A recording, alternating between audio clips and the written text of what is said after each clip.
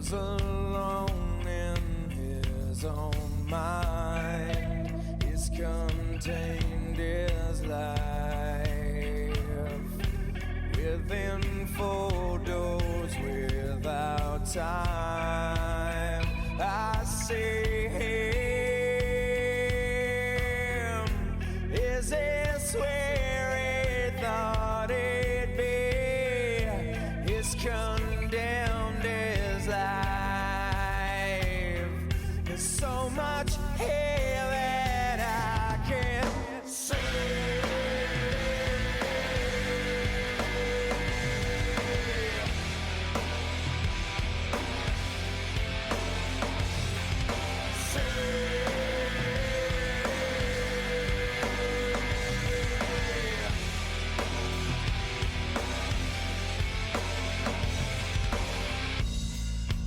I still see him.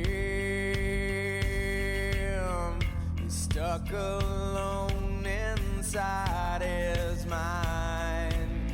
He's content with life within four doors without time.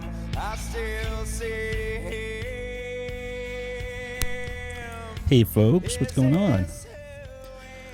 Just jumping in here for a little afternoon break. Just got done recording some videos and things, so I figured I'd jump on, see who's online. That give me a chance to do some testing. You guys should still be hearing this music in the background. I'm trying to see if I can blend in some background music for certain aspects of the shows. I see a couple people in the chat already, which is awesome. I got this new mic here, so let me know if there's anything going on your end that sounds weird. But I think it's okay. Got Bam Aussie. What's going on, Bam? Simon Williams in here. Will, what's going on, Will? Robert Page. Bobby, what's going on, Bobby? Hope you're doing well. I think you're in Maine, right? I can't remember where you're stationed at now. If you're, I don't think you're in New Brunswick, but I hope you're doing well. Todd Flowers, what's going on, brother? Nice to see all you guys in here. Just for a quick afternoon little coffee break. I was just doing some guitar playing, some recording of some videos. Gussie Wells, what's going on? And yeah, so let me shut down this music thing here. So. Just testing that out.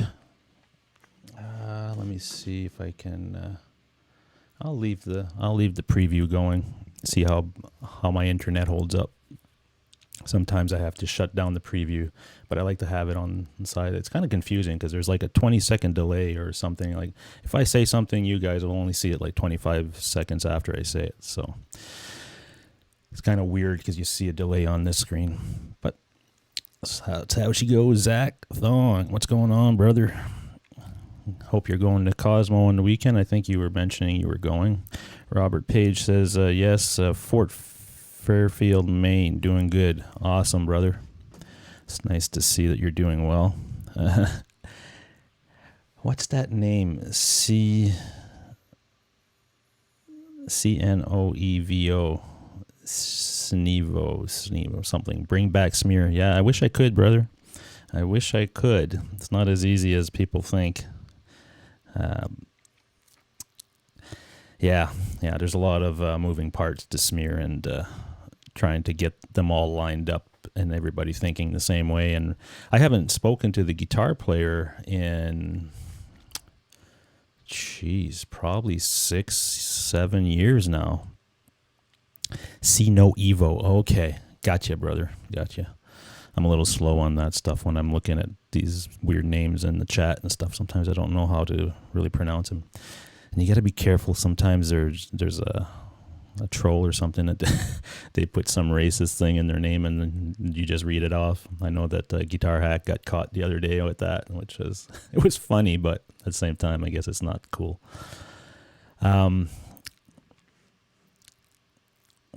Show this here. Let me bring the chat up a little bit closer here so I can actually see it. Yeah, like I was saying, SMEER, it was a great time and lasted 10 years. Did a lot of, a lot of shows, a lot of recording, got some great stuff out of it, had great experiences. But there's a lot of moving parts to it. And if we were to bring back SMEER, I don't think it would be the same the way it was back then.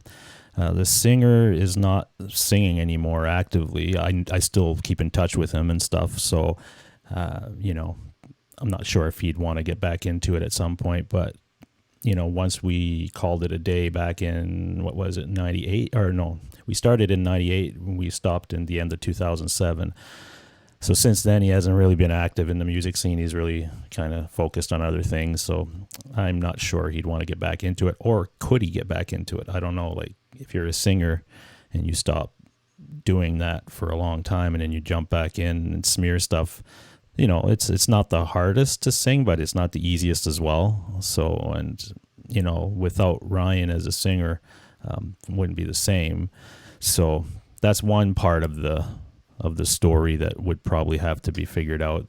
The other parts, well, we could deal with that. Neil, the drummer, is still in Toronto, and I'm still in touch with him, and he still plays all the time. He's playing with a bunch of bands. He plays in a couple of tribute bands, and he does a jam night. He does all kinds of stuff. So he's very active in the music scene. So I'm sure that, he would be right into it. And myself, I still play, obviously, now. I got back into it, but more guitar. So it'd be an interesting experiment if we brought back SMEER and everybody was on board, and I would take on the guitar duties, and we would get a bass player, and then Neil as the drummer and Ryan as a singer.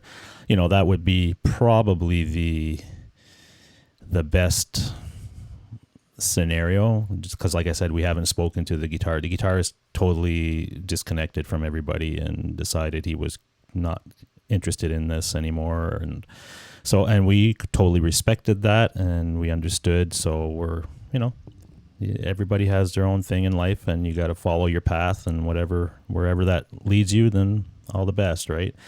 So that would probably be the scenario if we ever got back together as a band. It would be, I would take on the guitar duties, and somebody would come in as a bass player, and then Neil and Ryan would come back, and off we would go. But it's probably not likely. But just answering your question there, See No Evo. Come back to our Miss Your Music, you guys. I'm telling you, man, it was awesome. I still watch some old videos that we had when we played some of the tours we did in New Brunswick, and they were so wild. It was awesome. But yeah, unfortunately, that's how she goes. Gussie says, have not played guitar in a few days. Not good. Yeah, I always feel weird if I don't play guitar, if I miss a day or something, because every day I try to pick it up, whether it's for a couple of hours or 5 minutes, it doesn't matter as long as I pick it up. And if I go away for a week or something and I don't have it with me, it's kind of weird. Sounds good though. Okay, sounded good. Good. Gussie says it's an average week for him. Zach says, yes, I will be at Cosmo Fest. Good stuff. Sunny Breaks, how are you, brother? Hello, Rockpile. Rockpile is a club here in Toronto that I went to see Striper a few weeks ago, and it's an awesome club. I think, I don't know if you're referencing Rockpile as Rockpile, the club, or just something else, but yeah, so Cosmo Fest is happening on Saturday. It looks like we're going to get some good weather on Saturday. Today and yesterday was kind of rainy and shitty, so they're calling for Friday, Saturday good weather. So that's good, because Cosmo Fest is, they've got a big tent. It's outdoors and stuff, but the main stage is out, not really covered or anything. So it's nice that we're going to get some good weather to kind of hang out and watch some music and look at some new gear and all that fun stuff. Will says, will you be doing videos from Cosmo? I will try. I probably won't bring a kit or anything. I'll probably just, if I do anything, it'll be with my phone. I might bring an external mic or something of that nature with me, and do some quick stuff. I just don't know. If I had a lot of stuff prepared or whatever and going in there with, a set type of agenda, I would probably bring a full kit with me and, go through the rounds and do some stuff. But I'll definitely take some footage, and maybe if I can get a couple interviews with some people, I'll do that. I know last year there was, Robert Keeley from Keeley, the Keeley Pedals was there, and there's always, some celebrities and things around, but you don't always have access to these people. So let's see what else. Sonia, what's up, Sonia? It's nice when people are straightforward and speak the truth. Yeah, that is true. Rick Romanelli, what's going on, Rick? Hope you're doing well. Robert says being in a band is great, but not the easiest thing, as I know from experience for sure, but SMEER kicked ass. Well, thank you very much, Robert. That is very much appreciated.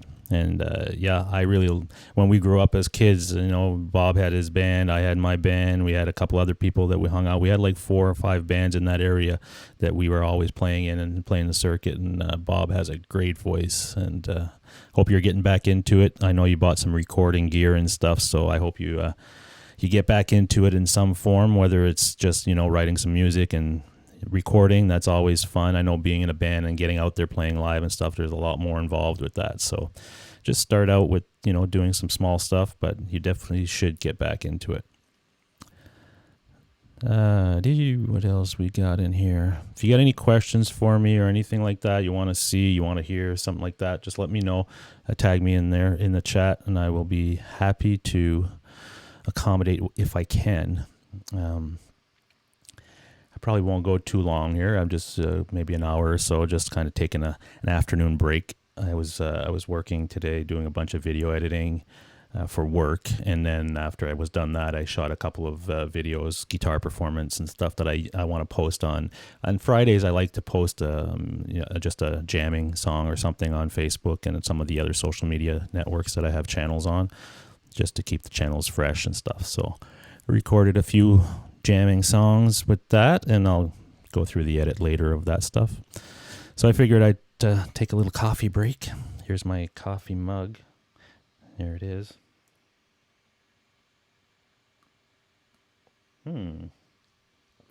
That's good coffee. I like coffee that has like this coffee that I buy has got a hazelnut or some sort of flavor to it. It's really good. Good stuff. Rick Romanelli says, I'm a happy man. Good stuff, buddy.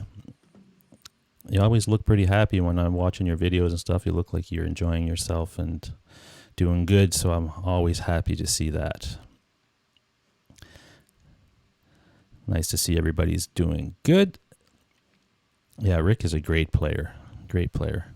I still haven't got my head around modes, Rick. I know you tried to teach me one time when I was watching your stream and I was asking questions, and I get parts of it. It needs to click. There needs to be something in my mind that clicks. Just like when I started learning positions of scales, I would do it kind of one after the other, position 1, 2, 3, 4, 5, and kind of memorize them.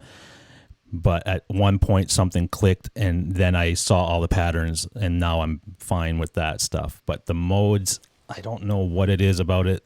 I just need to sit and concentrate on what it is and hear the sound differences and basically go from there. But something someday will click in my head that I'll be able to get my head around those. Let's see.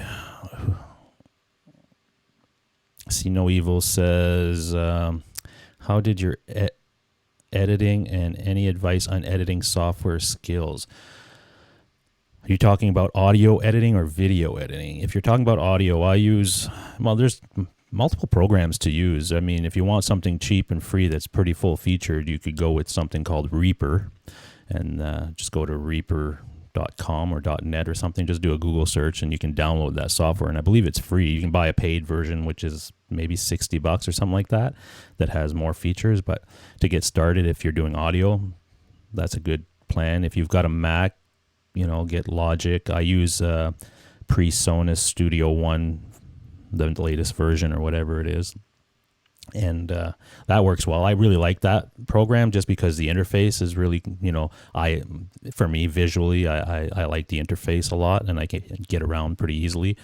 And it does everything I need to do. And I've got a little control surface here on my desk from PreSonus that basically controls the software. When I hit play or rewind or record or do the slider or whatever, I can actually do it with a physical controller here instead of the mouse and keyboard, which is nice as well.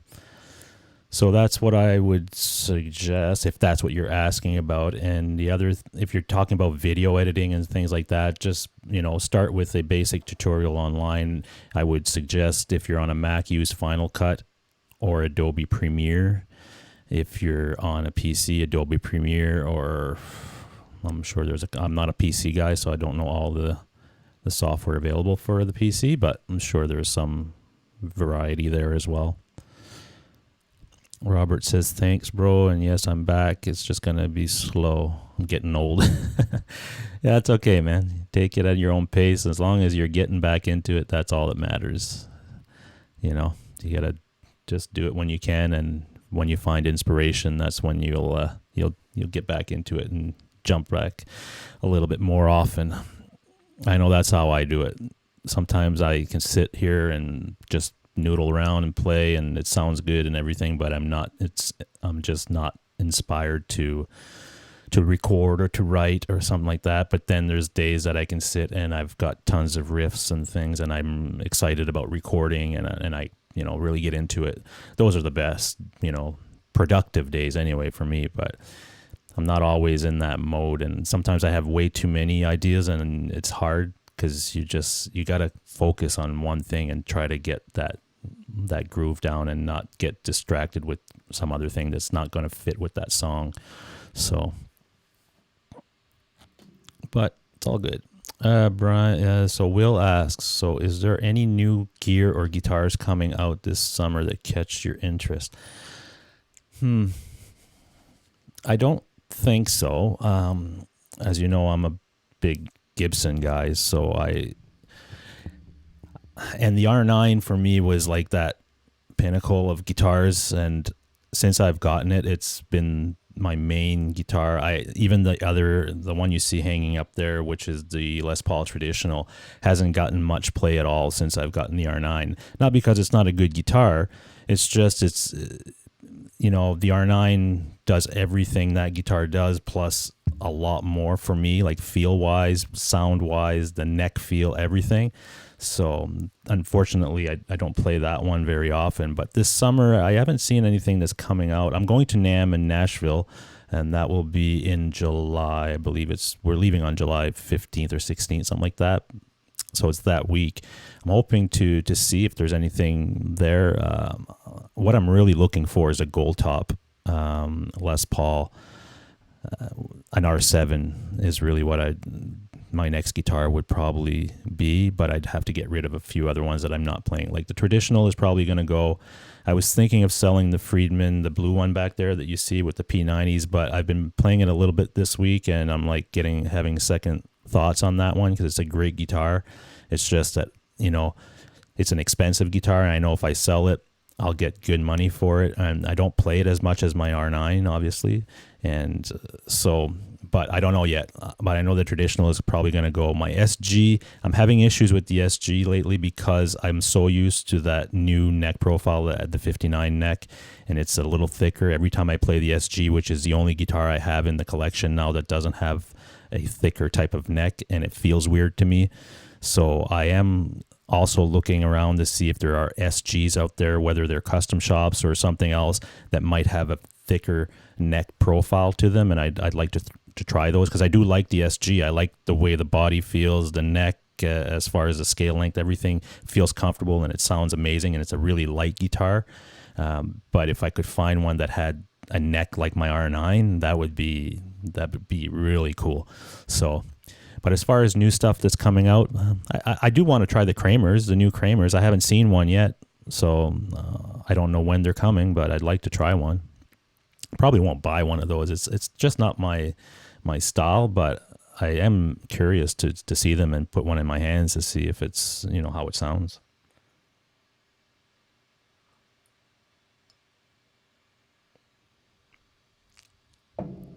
But yeah, let me go down the chat. Oh, the chat just jumped on me. Sorry, folks. Pooh Ninja, what's going on? It's What the F Wednesday. You got it, brother. Rick Romanelli says it's overcomplicated, Brian. You may never need to get your head around them. Yeah. I don't know how much I would use a lot of the modes and stuff. I'm a pretty straightforward player. I'm a rock and roll type of guy. I do like playing some country stuff too sometimes. Like I pick up a telly for some reason. I gravitate towards doing some of that. But I don't know.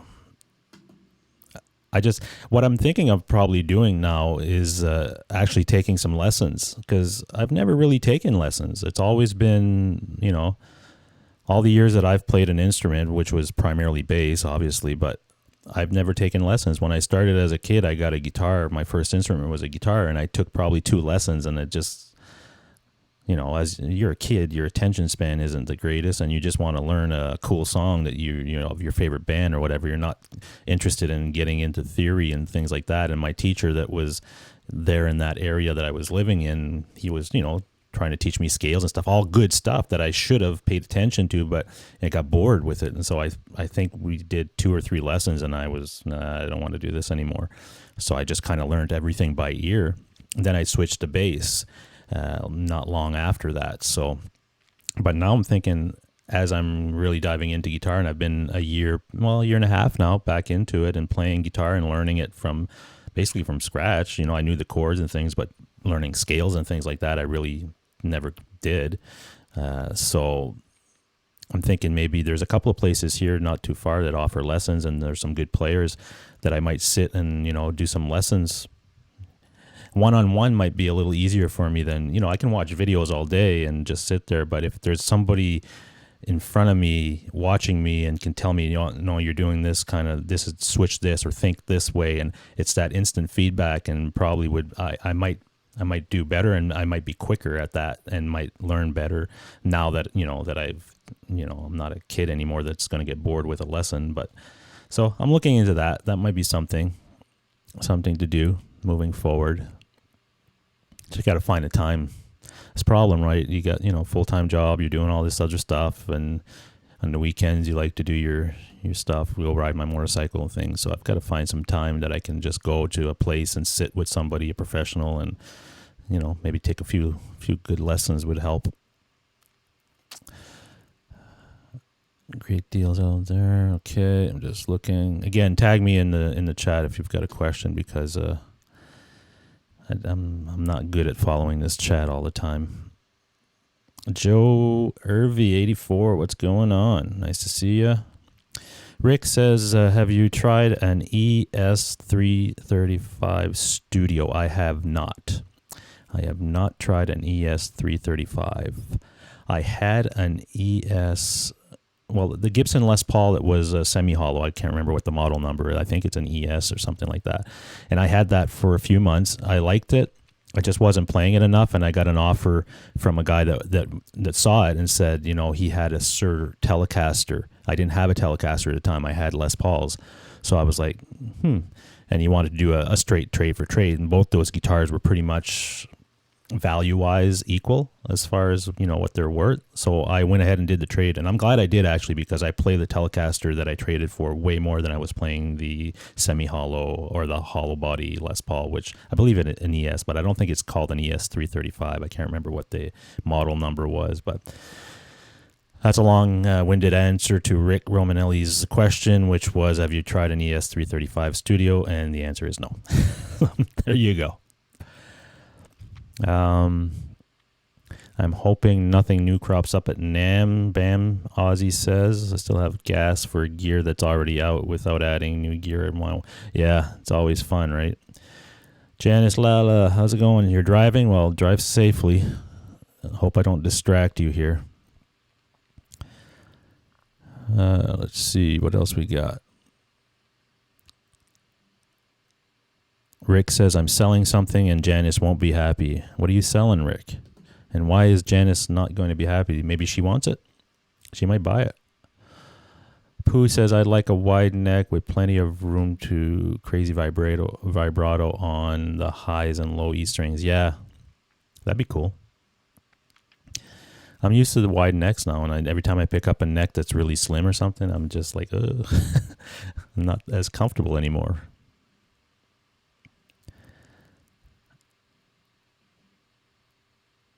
Let's see. What else do we have in here today? Which guitar is going? Will ask Rick. Yeah, let us know. Joe Harvey, I am doing well. I hope you're doing well as also. Robert Page gives it more of a personal touch, one-on-one. Yeah, lessons with a one-on-one, and it depends on the teacher. If you gel with the teacher and stuff, and it might be a cool experience. So I'm open to anything. And if I don't like it, then I just don't do it. Sometimes you need a person to help, makes it click in your head. Yeah, exactly right. When I'm learning something and I just don't know what it is, but as soon as it clicks, that thing, then I'm good. I've learned it and I can actually get my head around it and I understand it. But until then, I'm like, I don't want to be just memorized guy, like, oh, okay, this goes here. That's not how I play. I need to play with understanding why that's happening and how it feels and how it sounds. Pentatonic stuff for me, that's how it happened. Like it just, I know what's going to sound the way it is where I'm playing it and the feel of it. So that's what I need to get to with all this other stuff that I want to kind of expand on. Let's see here. We've got a question from Gussie, I believe. It says, Brian, I have not taken lessons either, and my playing proves it. I haven't seen you play too much, Gussie. I don't know if you haven't posted too many videos lately that I've seen, but definitely do that. Don't worry about, how good or how bad you play. Just as long as you're playing, you're always going to get better. And nobody on here is here to judge anybody, that's for sure, because I'm in the same boat. But we're all doing it for fun, and hopefully everybody in the community here is there to support each other and give us tips for the ones that are better than the others, and we all grow together, right? Simon Williams says, I just spent a week just playing my guitar, many months of things to do just from 1 week. Yeah, I hear you. Rick Romanelli says, more like a Mustang shape with P90s and a humbucky. Okay. Joe Hervey says, I might get a Harley Benton Strat. They start at $75. Wow, $75. Wow. $115 to my door. Jeez. I don't know how they build a guitar for that price. It's like the parts alone would be more than that.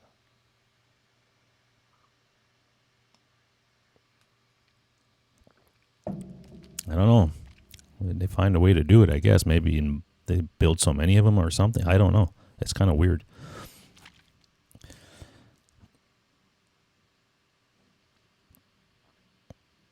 Okay, you guys are asking Rick some questions. Let's see. Janice just ordered one. Not sure what she ordered. Simon Williams, okay. 10K PRS. Wow, yeah, well, that's not uncommon, especially here in Canada. Some of the PRSs that I looked at are pretty damn expensive. But they're nice guitars, and they play very nice, and they sound good. Private stock, yeah, it's the private stock stuff that's really, really expensive.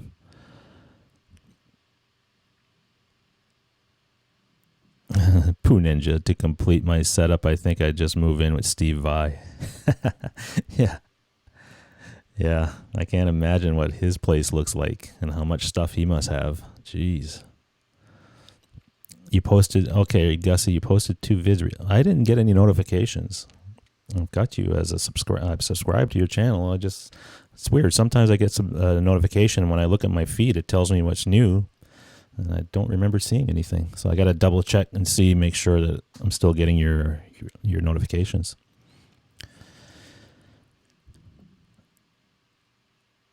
Eight bars in GarageBand. Oh, okay. I see what you're saying, Gussie. Robert Page says, Harley Bentons are out of Germany, so everything is cheaper there. Yeah, I understand that, but man, $75 for a Strat, unless it's made out of plastic, it's pretty good.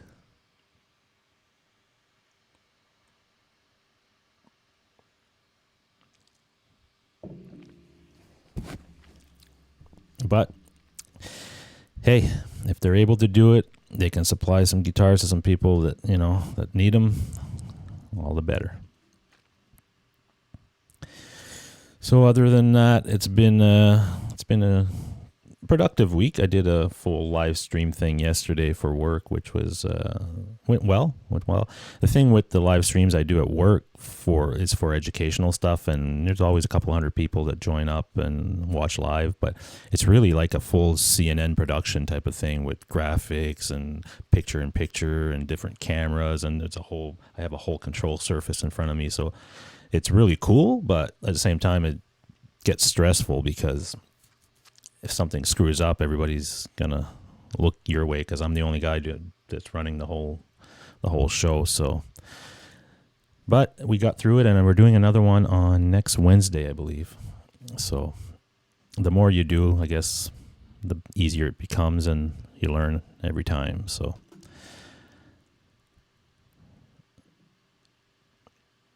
Janice says, "I wish you had told me that, Rick." Oh, Rick, you're in trouble. Rick's playing his 350 PRS right now. Poop says, "I put up 3 vids today, but no need to watch." Why not? We gotta watch. We gotta support each other. I don't know, man. Sometimes my feed gets overrun. Like there's days that, it's just normal, but some days it's like everybody's doing something and they all post at the same time. It's hard to keep up, trying to make sure you catch everything. I can't catch everything now, but I try. And there's so many more people now that are going live. Like every night, you look at the feed and it says this guy's live, and yeah, and nothing wrong with that. It's just I don't like going live if somebody else in our general community is going live. But yeah, that's why I try to stick to I have been sticking to my Monday night show, which is a 7:00 show. And I think I'm up to 18 episodes now. So every week, I think I started in February, I believe. So I've been sticking to that, and it's been going well. So, and I think once you establish a time and you keep doing it on a regular basis, people start to get used to that and expect, okay, this time slot is for this person, and they come in and they watch your show and stuff. But sometimes I'll do stuff like I'm doing right now. It's just, jump on in the afternoon just to do a quick chat and see what's going on. And, nothing planned, nothing scheduled, but nothing wrong with that. Simon Williams says you only have to play the lottery 5,000 times. I play the lottery at work with, I think we're a group of 5 people, and we've been the same 5 people doing it for, I'm going to go something like 17 years now.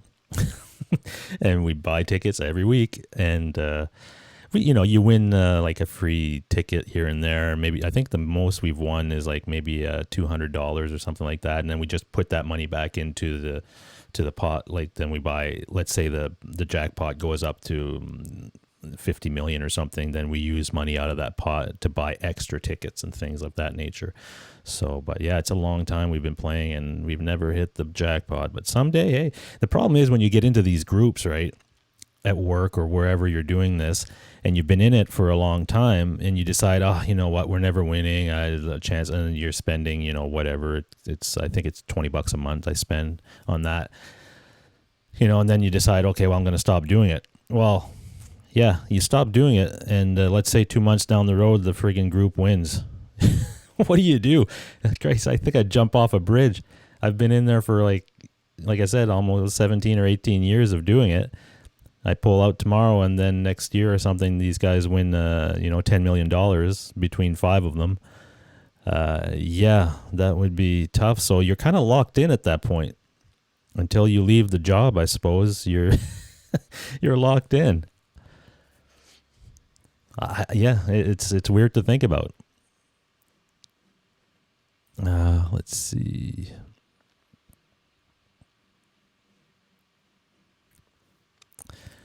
Gussie says, have a friend who won the lottery twice. First was 150K and 10 million on this. Jesus. I hope he's a good friend. Good Lord.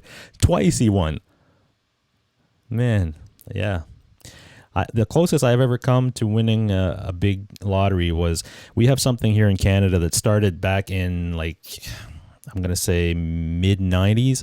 It's called Proline. And Proline is basically a sports betting thing, but the government controls it with their lottery corporation or so forth. So when that started, the odds and things were a lot better than they are today. So you could pick 3 or I on that night I had picked 4 hockey teams, and you say, okay, I think this one's going to win, this one's going to win, this one, or this is going to be a tie or whatever, and you kind of pick that, right? And so I did that, and the odds are really good, and I think I spent maybe $20 on the ticket, but if that ticket comes in, it's $100,000. So that night, all the hockey games are being played, and I'm watching everything. And one of them was a late game, like it was a West Coast game. So I'm on the East Coast, and it was a later game. So I stayed up and, I was watching it. It was a Saturday night, so whatever. So the first 2 teams that I had on my ticket came through. They were fine. But now I've got 2 other games. If I get those 2 other games, I win $100,000. So the third game goes in, and I win that one. So now I'm down to that last game, which is the last game of the night. And I can still remember it was Edmonton Oilers against Calgary Flames, and I needed Edmonton to just win. That's all I needed. But they can't go into overtime or anything. Something about overtime in that ticket you couldn't have. And they were winning, and I'm like, oh my God, there's only 15 minutes left in the game, and they're winning, and I've got $100,000 sitting on my lap right now. I was freaking out. And Calgary comes back in the last 2 minutes of the game, scores a goal, goes into overtime, and wins the game. There goes my $100,000. So that's the closest I have ever gotten to getting like a huge win as far as a lottery win. So, but that was exciting, man. I was like on the edge of my seat, just screaming. And I had some friends over. We were drinking and stuff, and everybody was like, "Oh my God, you're gonna do it! You're gonna do it!" I couldn't believe it. And then I played again, following weeks and everything, and never even came close. I did win some Proline tickets as far as like picking games and stuff, but the odds have changed, and I might have won $100 here or $200 here or something like that from that. But I don't do it anymore. I don't buy the Proline tickets for sports and stuff.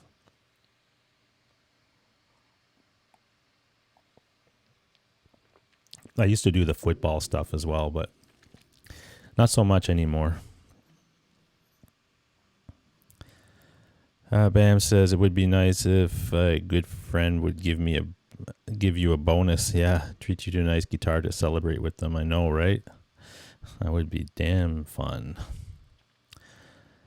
But that's just the way life works. Sometimes, folks, you win some, and sometimes you don't. So I don't bank on lotteries, that's for sure. But like I said, now I'm stuck in this group at work, and I gotta, stay with it. Otherwise, it's I don't know what I would do if I get out of it and they win. My lottery friend said the family headaches are difficult. And that's the other thing, right? If you're a guy that is just normal, has a regular job, you've got a lot of family or relatives and so forth, and then you hit it big one day, and it doesn't have to be a whole lot of money. I'm talking, $1 million today, you might seem like a lot of money, but it's not that much considering everything. If you pay your house off and you pay your car and all that stuff, and then you're left with a little bit of money in the bank, that money only goes so far, especially with the prices of everything today. So what I'm trying to get at is, if you win that much money, all these people start hitting you up for everything now. Now you become, you're not just their friend, normal, Brian, hey, how's it going? You become somebody that now they're going to, some friends are going to respect that they're not going to come after you to try to pay for this or do that or whatever. But sometimes it creates a whole lot of problems in your life. And I've read, and you hear stories about stuff like that where a big lottery winner or something wins, and then all of a sudden, they're miserable and their life is just screwed up, and they end up spending everything or giving it all away, and it's just, or they get addicted to something because they're trying to deal with the emotional stress of everybody coming after them and wanting something from them every time and not, seeing them in the same light. So there's always a balancing act with anything in life, right? You sometimes get, it's like the good side and the bad side. Yeah. We think about it today, like I'm sitting here and I'm saying, man, I'd love to win 10 million. No doubt. I don't care. I would deal with, whatever. But until you do that and you start dealing with the whatever part after you win, it's hard to say. I wouldn't want to be bugged and feel obligated to, I would definitely be generous with it, and I would, support family and things that need it. But then there comes a point where people take advantage, and then you have to decide on how you're going to handle that. Yeah, Gussie, it's a weird situation, right? Bam Ozzy says, I don't rely on the lottery at all and everything I own. Good, yeah. I have saved up for it and bought. I am in save mode right now, and I haven't treated myself to anything for months. Well, it's a good way to be. That's definitely a good way to be. And I'm pretty much like that, but I don't, I do save and things, and I do have, responsible habits when it comes to finances and gear and so forth. But I also look at life as being, you have to enjoy life. You have to, if you can do stuff that's responsible, as far as, let's say I want to buy a new guitar or something, and that's something in my life that I just, like a motorcycle, like my motorcycle is something that for me is part of what I like to do. It's part of who I am, I guess. It's, if I sat there and said, I'm going to save up, and then when I can afford it, I will get it. That could be 10 years down the road. A lot can happen in 10 years, right? I could get sick. I could, have an injury or something that I can't enjoy that. Or I don't want to get to the point at my life, like whether 10, 15, 20, 30 years from now, sitting, old and saying, I regret I didn't try that, or I didn't do this, or I didn't do that. Regret is the biggest fear for me. I don't want to have that. So I try to live my life that way, but I'm still very responsible with stuff. I wouldn't go and say, oh shit, I've got $100 in the bank.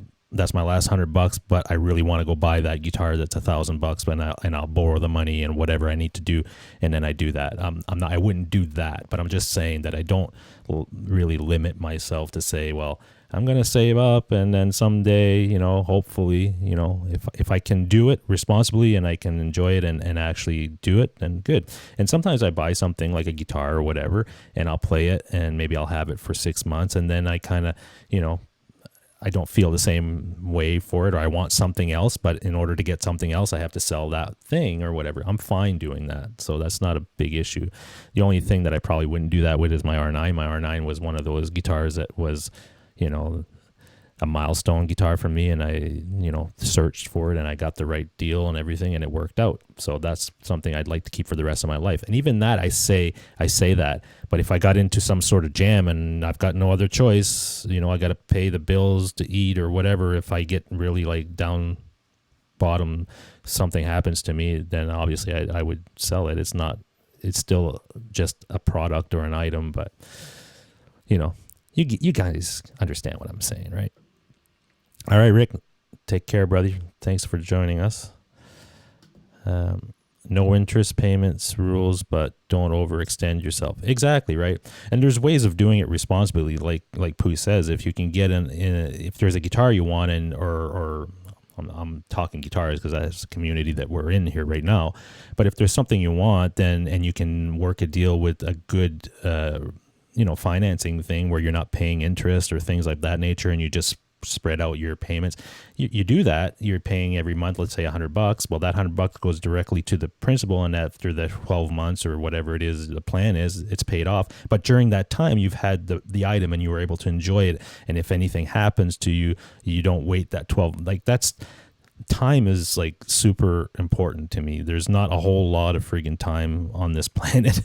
I'd hate to tell you to be kind of negative in that way, but I think as I get older now, like I'm going to be 50 in August, and I kind of like to think about, I've only got so many hours left, and I could live till I'm 90, I could live till I'm 80, I could live till I'm 55. I don't know. So at this point, everything that I do is around time and how much value I put into, like if it's worth my time to do something like that. So I don't like to waste it, right? So if I want to play guitar, then I'm going to play guitar now, and that's the way it's going to be. I'm not going to wait, 12 months and then 12 months of your life is gone. And then you don't get that time back.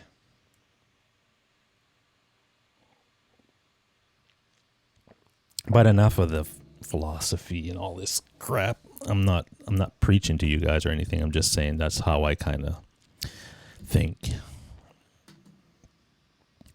Bam says, I'm in a good position where I can make do with the guitars and gear I have, until I have saved enough to add to the collection. And I still enjoy. Well, that's the thing, right? You're not missing anything, right? So that's perfect for your scenario. The same here, right?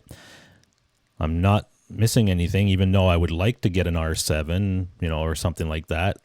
I'm not going to do that until I have the funds for it or whatever, because I don't need it. It's just something that I would like. It's just, something that that you want, but you don't need. And I've got guitars here. It's not like I can't turn around and pick up a guitar and play. It's not like that. So definitely that's always good. Deep thoughts with Brian. Yeah, exactly. Right. It's a Wednesday afternoon deep thoughts session, right?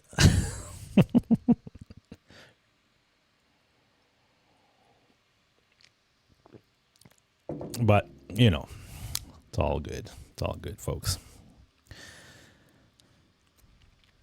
I was doing some more Helix stuff as well, and I have a couple of patches that I put together that are based around the Marshall Plexi amp, and they're coming together very well. I'm very happy with it.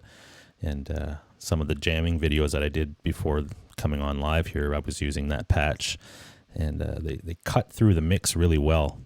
And they also sound good as if I'm just playing my guitar alone without other instruments or anything like that. So I like getting a balance of that, because sometimes to get a good tone or a good guitar sound, when you're just sitting in a room by yourself playing without any other instruments, you can make it sound that way and it sounds great. But as soon as you put yourself in a mix, then it gets lost. So I always try to find a balance where it might be a little bit, thinner sounding when I'm playing alone, but when I put it in the mix, it fits perfectly with that frequency. So I think I've got some good patches coming now that I've got built into Helix, and that's the other thing, right? I really had to dive into the Helix to figure it out. Like, I've had the Helix for a while now, but I've never really, I pull up a patch and set an amp up or whatever and just kind of play along. I never really dove deep into the settings, figured out what works, what does it, what's the proper way to do gain staging. If I put a pedal in front of an amp, where should my level be where, stuff doesn't peak or get all fizzy and stuff like that nature, right? So I'm starting to understand that a lot more, and that's helping me when I'm building these patches. So yeah, I'm really enjoying that part. I haven't played my Friedman amp and my aux box for 2 weeks, because I've made a point of not. I've said, okay, I'm not touching that system. I'm just focusing on just using the Helix and just figuring out I want to figure it out like totally, and then I want to see. Then I'll go back to the amp, and then I'll compare both things and say, well, for my use case, can I get away with just using the Helix and then get rid of everything else? Maybe.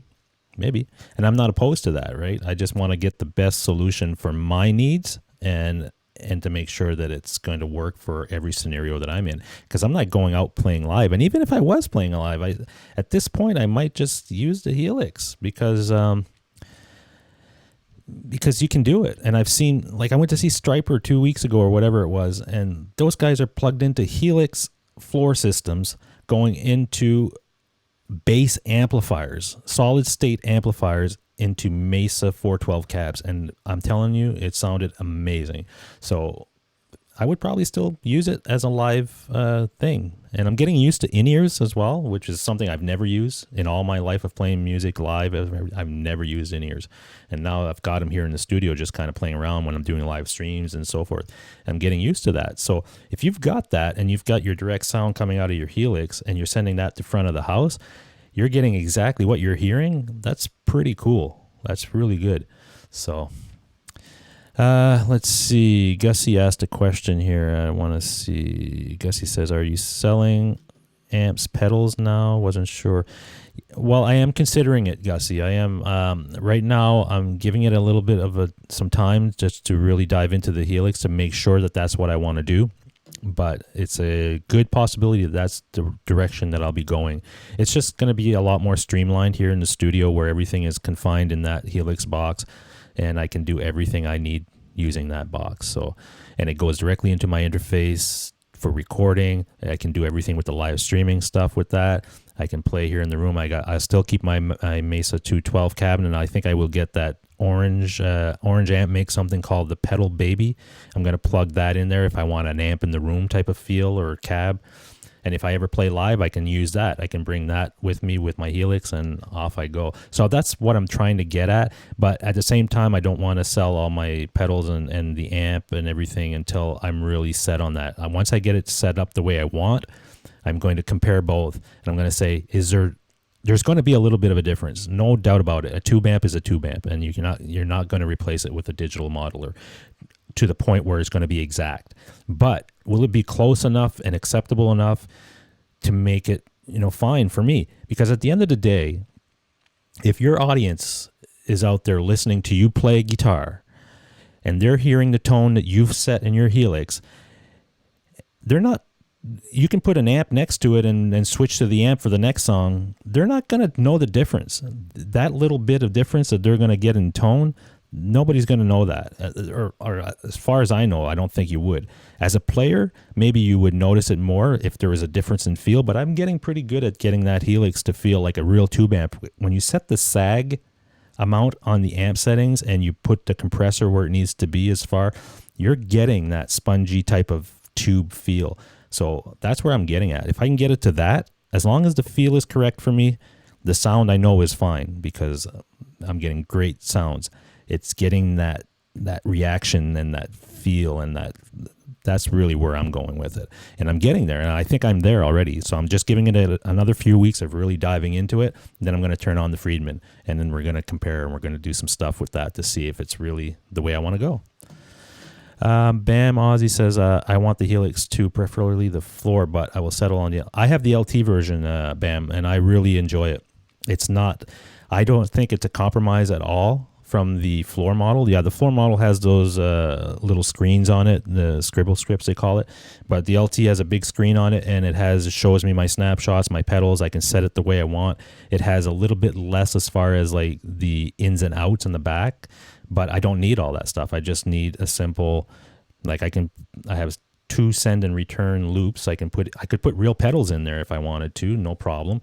I have my XLR out. I have 1/4 inches out, 1/4 inch in, XLR in. I've got everything I need in that LT, and you save yourself some money. So if I were to recommend somebody to get a Helix, unless you're getting the floor model at pretty close to what the price of an LT is, if you're buying it used or something, yeah, okay, go for it. You might as well.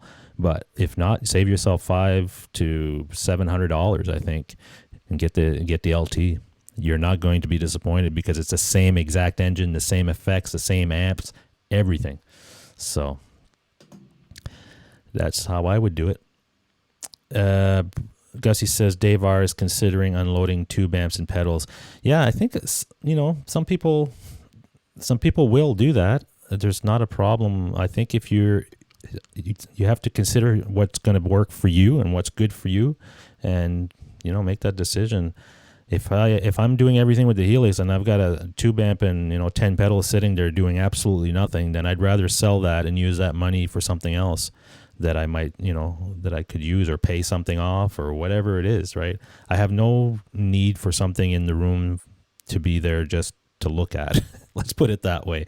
I'm sure it's a great prop and stuff when I'm doing videos and so forth, but I'm not in that world. So let's see. Okay, Gussie's asking Will what amps he's using. If selling pedals, let me know what you have. Yeah, I'll definitely let you know. Well, I can let you know right now, actually. The pedals I have left are a Keeley Compressor Plus, an EP Booster, MXR Smart Gate, and a Corona Chorus, Mini Chorus. Those are the pedals I've got left now. I've gotten rid of some stuff already, but those are what I've left. It can be your, Bam says it can be your entire rig, and I understand the signal pad is key. Treat each block as physical items, pedals, amp, much like you would. Exactly, right? If you approach it exactly as you do the analog world when you're setting up your patch and Helix, you're going to get very close to, what you're doing with analogs, right? So, hey, Quentin Jane, what's going on? There you go. I'll put Quentin back in there. Congratulations, Quentin, on he's a new grandfather. That's awesome, brother. You're going to spoil that kid, I hope, or they're going to drive you nuts. One or the other, but hey, congratulations. Let's see, I'm just going down the chat here, make sure.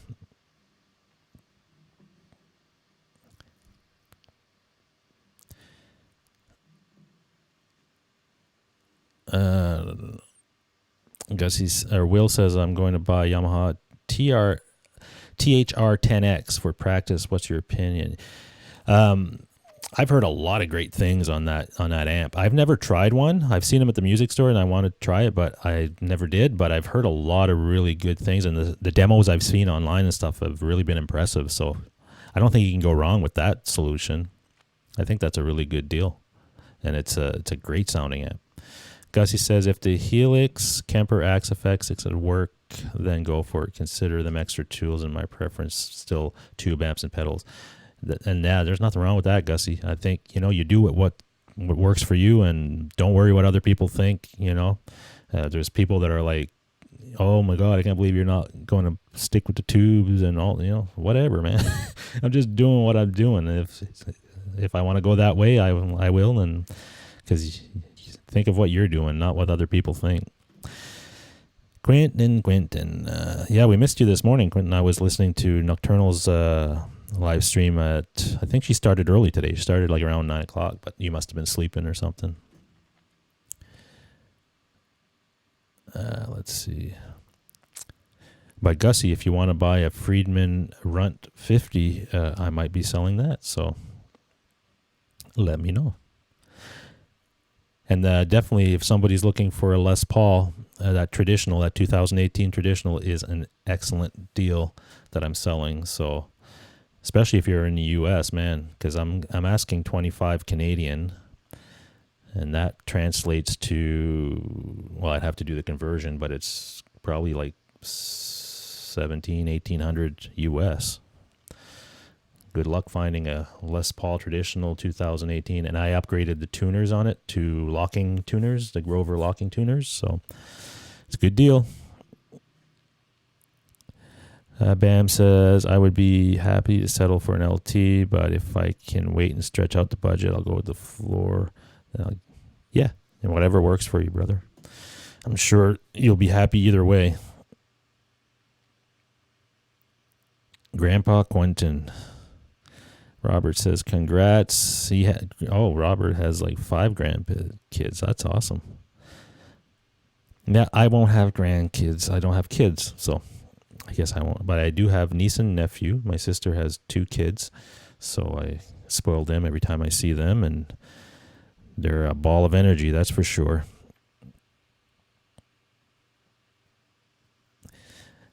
Bam says, I still have the Boss GT100 and not a long wrong with that either, but Helix is a bit cooler. I've never tried the Boss GT100 or even the Line 6 Pod 500 or whatever. I did at some point way back when they had those like Line 6 pods, the little red ones or whatever. I did have one of those for a while and I played around with that. Didn't use it that much, but I had one just to kind of play with. They're nothing like the Helix though. They're completely different worlds.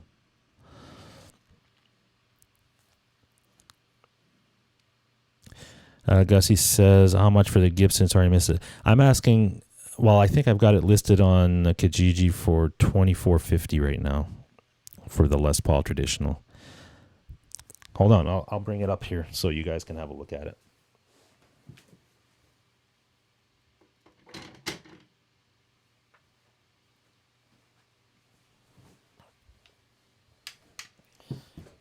So yeah, it's a tobacco burst. It's really nice top to it. It's got a nice flame top on it. It's brand new, 2018. Here's the headstock. I do have the original tuners that came with it. It's the original tuners are the whatever they are, the regular classic ones like the ivory or whatever. I don't know what plastics or whatever on it. But these are the actual Gibson Grover locking tuners. I put those on there. I just like having locking tuners. I won't do that to my R9 because I want to keep it as is.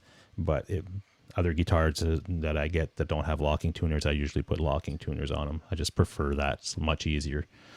So, yeah. So there she is. Great guitar. Great neck on it. It's got a very similar neck to my R9. My R9 neck is, this one's maybe a tad thicker, but not a whole lot. Very much like my R9. So there it is.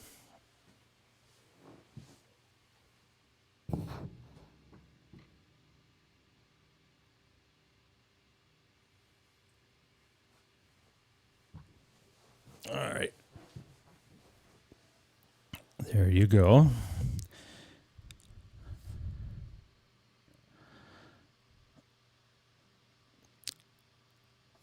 Sucks he sold the guitar I wanted. What guitar did you want, Janice?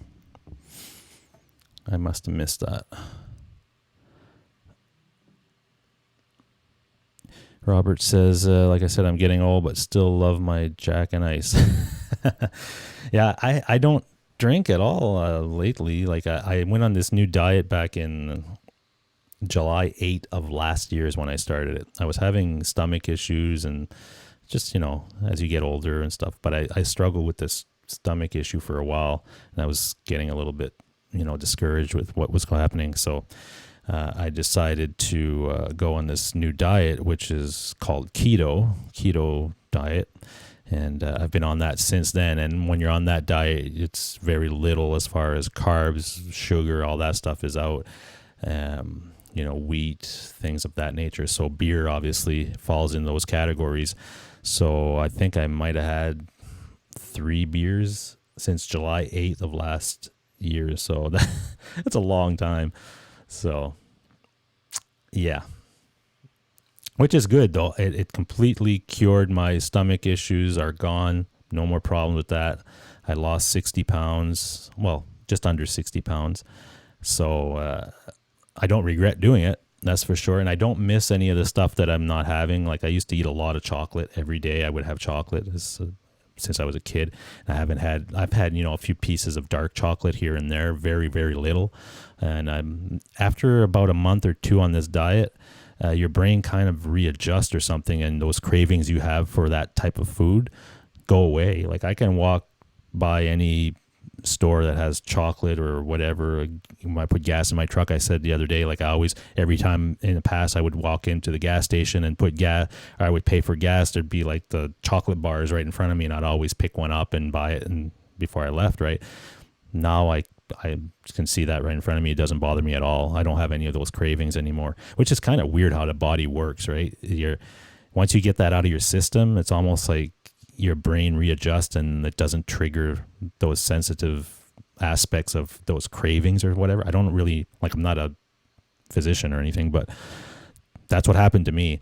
And then the other thing was, after that 2-month period that I was really giving myself to be on this diet to see what would happen, the stomach issues went away, and then my life wasn't being controlled with that problem anymore. Because I'm telling you, once you get rid of something in your life that is controlling it as far as a health issue, by doing something like a diet, you're all in at that point. Because I didn't want to go back to having those issues, because like I said, it was running my life. Like anytime I went somewhere, I had to really be conscious of, oh my God, is there a washroom around? And because if you have an attack or something, it's like, forget it.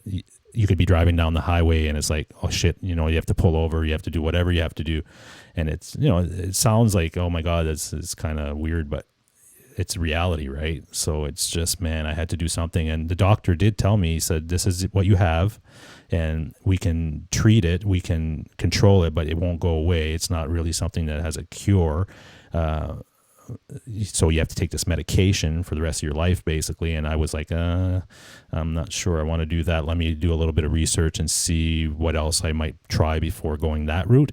And I did, and I found a lot of people that were doing this diet, and they said, it helps. It doesn't help everybody, as far as, everybody's different.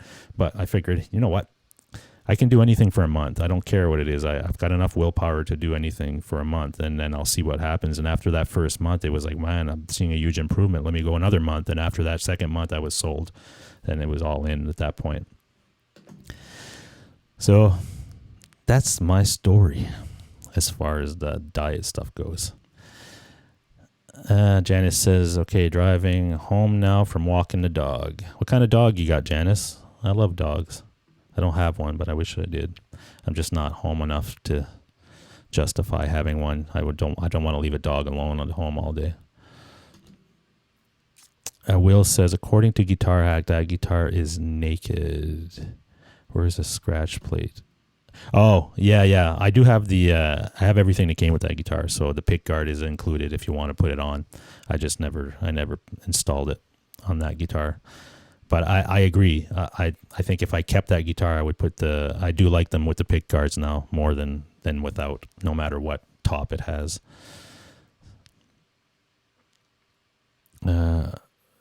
Robert says, I have one every weekend. It's like going to high school. I've heard good things about keto. Yeah, keto is definitely, you have to try it, see how your body reacts to it, because it's, like I said, it's not for everybody, right? And not everybody's the same. So try it and see how your body reacts, and if you can handle it. You got to be able to make it a lifestyle change. It's not just a diet change. It's like, you're all in, and it's hard to do if you're in a family and one person's doing it and the other people aren't. So my wife went on it as well. So it's just me and my wife, only two of us, and we're both doing that. So it's a lot easier to do it and manage that way. Otherwise, it would be very hard if you came in the house and, your husband or wife or whatever is eating chocolate and buying burgers like McDonald's and all that stuff all the time, and you're stuck in that zone where you can't do any of that stuff. So it'd be really a struggle. But when everybody's in the family, then it makes it a lot easier. All right. Hey, there's K Down. What's going on, brother? Nice to see you. Did you win any guitars lately? Or anything? This guy wins everything. Bam says, never liked a scratch plate on a Les Paul if it's a nice top. A solid color gold top, for example, then it's something to break up the... Yeah, no, I'm with you, Bam, but I think, I don't know why, but recently every time I see a Les Paul, I like to see that pick guard on it. It's just something about it. It makes it more classic looking, maybe. When you don't put the pick guard on it, it looks great. Like that Les Paul that I have back there looks great, but it's more of a modern feel now. But when you put that pick guard, it becomes back to that classic, I think. It's what I'm used to. But there's no wrong or right. It's just, aesthetics, and they're very easy to take on or take off and put on, right? So it's not a big deal.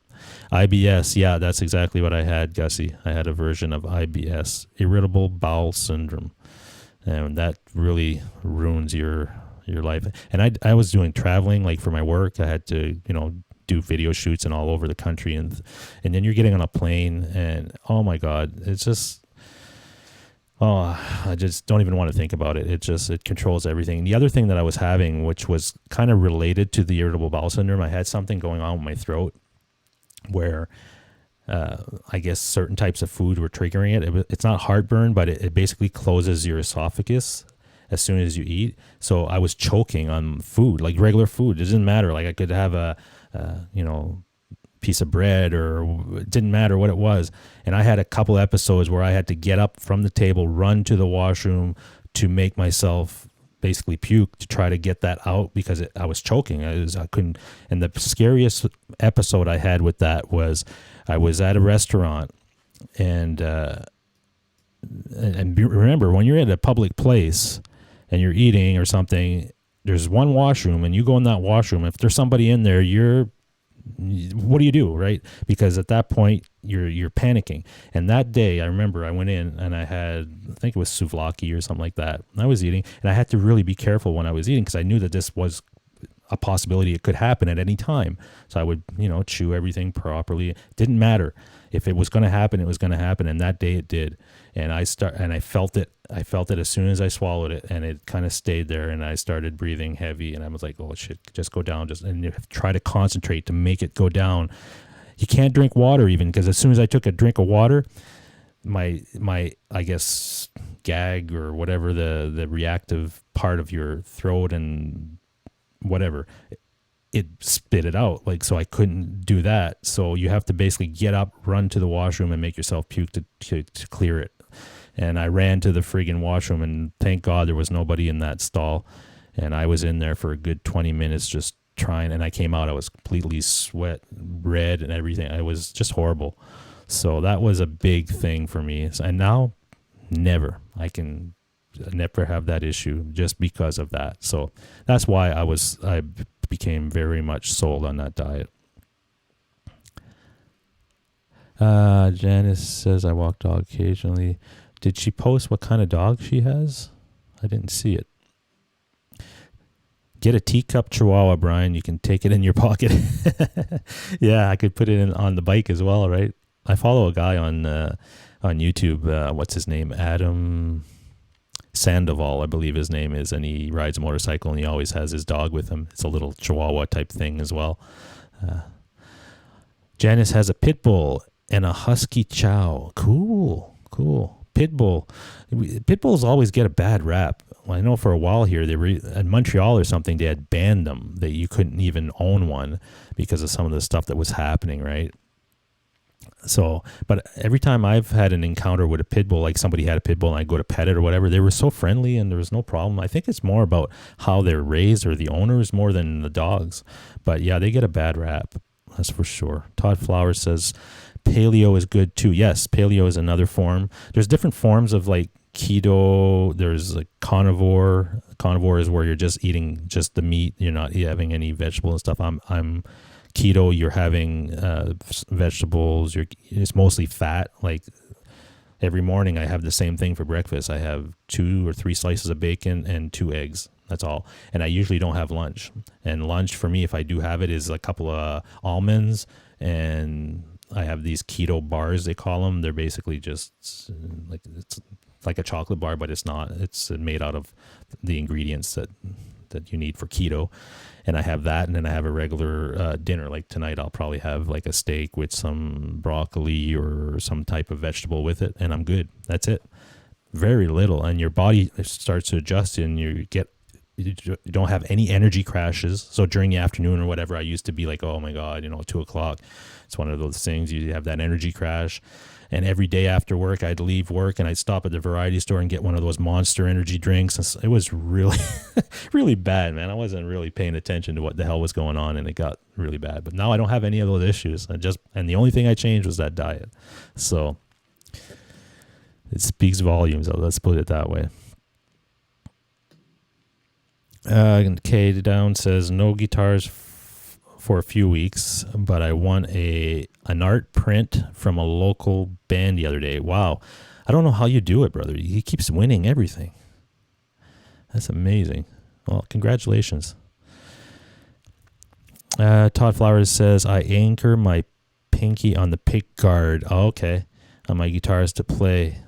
So you have them on most of your guitars. Yeah. Well, it becomes another part of the instrument that you're used to having there, and you actually use it as a feel thing, and that you play, you get used to it.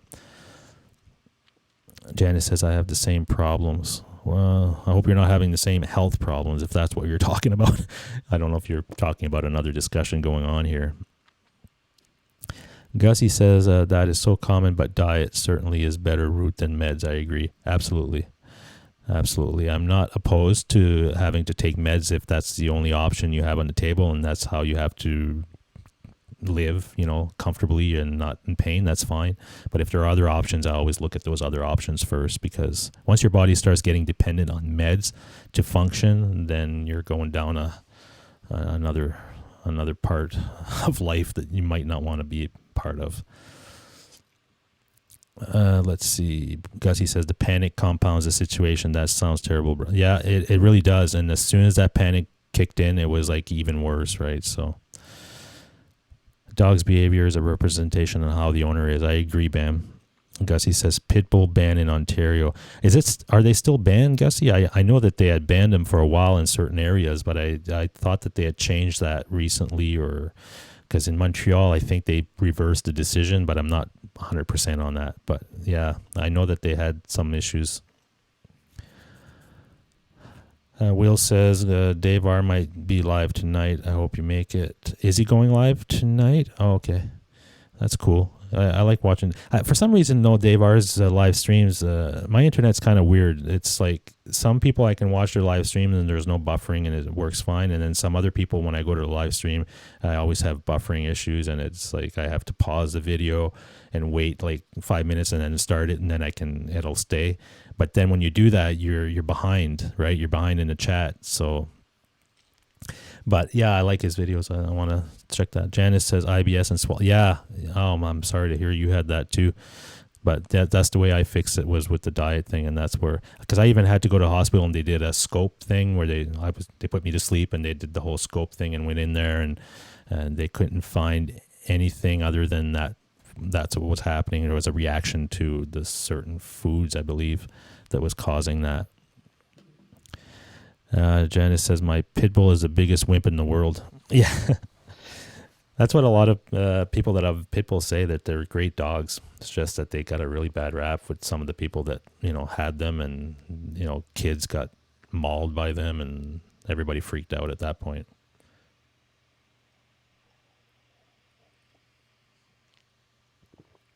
But I'm sure they're great dogs. Gussie says, I started in 2005 as far as I recall. Oh, okay, the ban. Okay. Wow, I thought they had removed the ban from that. Yeah. Well, folks, it's been an hour or so now that we've been chatting. Is that a word? Chatting. So it's 4:46. I hope you guys have a great night. Thank you for jumping in and spending an hour with me this afternoon as I have my afternoon coffee and a little bit of chatting with you guys. Trying to think if there's anything that I need to announce or anything of that nature. Not really. My regular Monday night schedule. Looking at keeping that. In the summer, I might go to maybe once every 2 weeks. I don't know.